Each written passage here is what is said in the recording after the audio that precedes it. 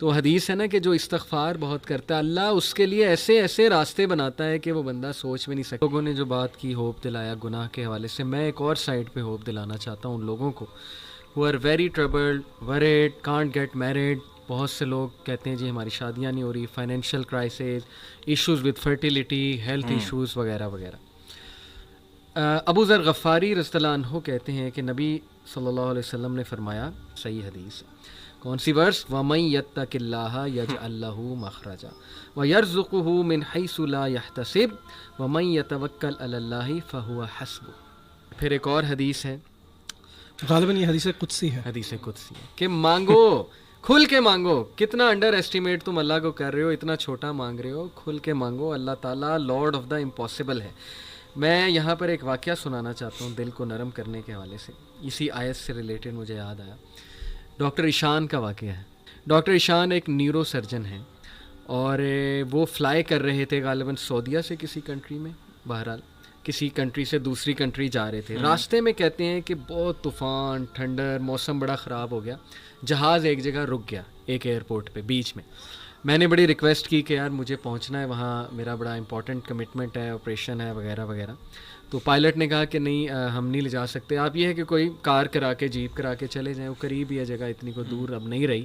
کہتے ٹھیک ہے. ہم نے گاڑی کرائی، گاڑی کرا کے ہم جا رہے ہیں تو طوفان مزید تیز ہو جاتا ہے اور ہم اتفاقاً ایک گھر کے سامنے رکتے ہیں. وہاں پہ میں نوک کرتا ہوں تو ایک بوڑھی اماں باہر نکلتی ہے، بڑی کائنڈ تھی. ہم نے اسے کہا جی ہمیں اندر آنے دیں، بارش بہت ہے، ہم ذرا تھوڑا دیر رک کے چلے جائیں گے. ہم نے اپنے آپ کو فریش کیا. دیکھتے کیا ہیں کہ ایک بچہ زمین پر لیٹا ہوا ہے گدے پر، اور وہ بوڑھی اماں بار بار اس کے سر کو دبا رہی ہے اور بڑا پریشان ہے اس کے بارے میں. کہتے میں نے پوچھا کہ کیا مسئلہ ہے اس بچے کو، تو انہوں نے کہا کہ اس کا کوئی برین کا مسئلہ ہے یا ایسی کوئی پرابلم ہے جو بہت مشکل ہے یہاں کے ڈاکٹرز کے لیے. تو انہوں نے کہا مجھے بتائیں، میں بھی ڈاکٹر ہوں، میرے بڑے واقفیت ہے. تو بوڑھی عورت نے کہا کہ ہاں ہمیں ڈاکٹرز نے ایک بڑے مشہور ڈاکٹر کا نام بتایا ہے، تو لیکن یہ کہ نہ میرے پاس ریسورسز ہیں، نہ میں کوئی مطلب کانٹیکٹ کر سکتی ہوں اس سے. یہ بچہ یتیم بھی ہے، میں اس کی دادی ہوں، اس کی ٹیک کیئر کر رہی ہوں.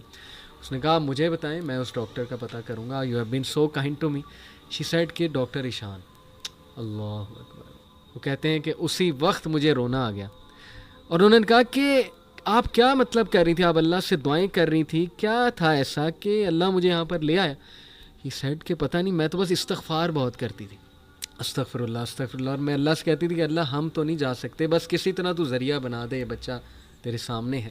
تو حدیث ہے نا کہ جو استغفار بہت کرتا ہے اللہ اس کے لیے ایسے ایسے راستے بناتا ہے کہ وہ بندہ سوچ بھی نہیں سکتا. تو اللہ کی فوج کو انڈر ایسٹیمیٹ نہ کریں. اللہ کی فوج میں پھر کیا کیا چیزیں ہیں یہ آپ سوچ بھی نہیں سکتے. اللہ نے کس طرح انہیں وہاں لانا ہے، کیسے لانا ہے، کیسے آپ کی مدد کرنی ہے. وہی وَمَن يَتَّقِ اللَّهَ يَجْعَل لَّهُ مَخْرَجًا. تو میری گزارش ہے لوگوں سے وہ مایوس نہ ہوں، اللہ سے مانگتے رہیں، اللہ کو پہچانیں، اور اللہ کو پہچانیں. اور یہ بات یاد رکھیں کہ دنیا کی زندگی الٹیمیٹلی اصل زندگی تو ہے نہیں. یہاں جو مل جائے اس پہ الحمدللہ گریٹفل، جو نہ ملے وہ اللہ سے ہی مدد مانگیں کہ اللہ مجھے تقویت دے، اے اللہ مجھے پرسپیکٹیو دے، اے اللہ مجھے وزڈم دے، سکت دے. اور امید جاری رکھیں، نا امید کبھی نہ ہو. یقین کریں ایسی ایسی سٹوریز ہیں میرے پاس، ابھی ٹائم اجازت نہیں دیتا. جب میں نے تھوڑی سی ریسرچ کی، جو کپلز مایوس تھے اولاد کے حوالے سے، کس طرح اللہ نے انہیں اولاد دی ہے، وہ ایسی سٹوریز ہیں کہ آپ کے رونگٹے کھڑے ہو جائیں گے کہ امپاسبل سچویشن تھی، کس طرح انتظام اللہ نے کیا، کیسے وہ معاملہ پیش آیا. بس وہ اللہ کے کرنے ہیں.